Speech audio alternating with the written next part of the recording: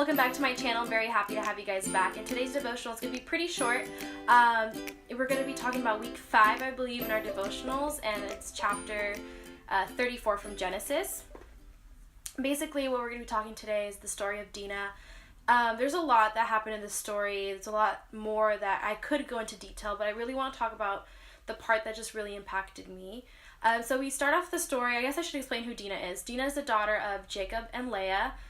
Currently, during this time, they're living in a place called Shalem, I believe. I'll leave the specific name somewhere on the screen so you guys can read it. And the place in where they're living is a place that God did not intend for them to live at. It's a place where, I believe it's in the Bible in Genesis chapter 33, where Jacob just pitched his tent and he built an altar for the Lord, but it wasn't where God was sending them. But he brought his family there in an environment that they weren't supposed to be in.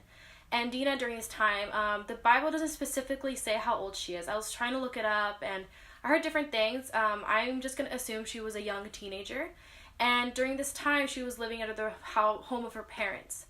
And I can imagine that as a teenager, she was maybe given some restrictions, things that she shouldn't do, but yet she took advantage of them. And she went out into the world, or out into the city, metaphorically, it's the world, right?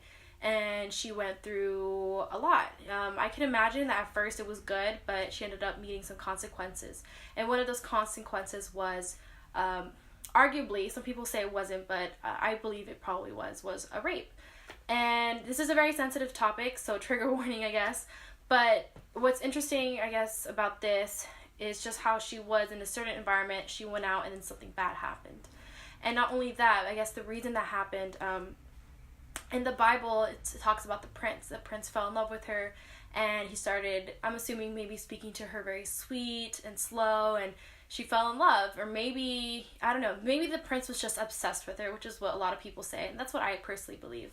And he raped her, and her family got mad, and this whole ordeal happened. Whole family got murdered and slaughtered in very grotesque ways. But the point I want to make here, what really stands out to me in this story, is the prince. The prince, to me, is, I guess you can say metaphorically, like the seduction that the world has for you. The prince seduced Dinah. The prince probably spoke really sweet to her. The prince probably told her he loved her, and she fell for it. And that's what I feel like the world does to us, right?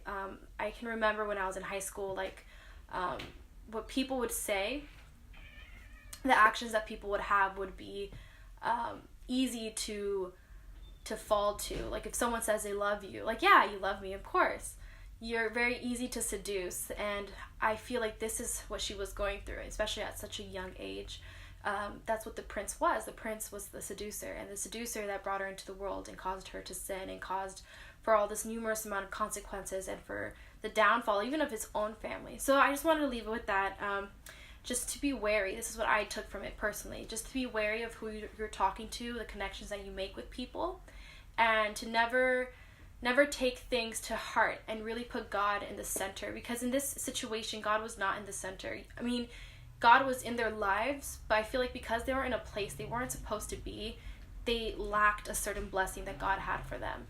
And this ultimately affected Dinah and her spiritual walk and what she was going through. And I feel like this is something that was left in the Bible to make an impact, especially to young girls. Like, young girls were very easy to sway, were very easy to fall under a spell of someone else. And I think that this is what the Bible teaches, and what Dinah teaches us is just to be careful. To be careful, to trust God, and make him our altar and not other people. And yeah, so I want to leave you guys with that. I know this devotional is very short, but if I were to go into the whole story, we'd be here for a little bit. But I just want to leave it with that, with the fact that don't be like Dinah.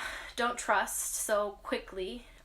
Don't listen to the sweet words that people might have, and just to trust God in everything.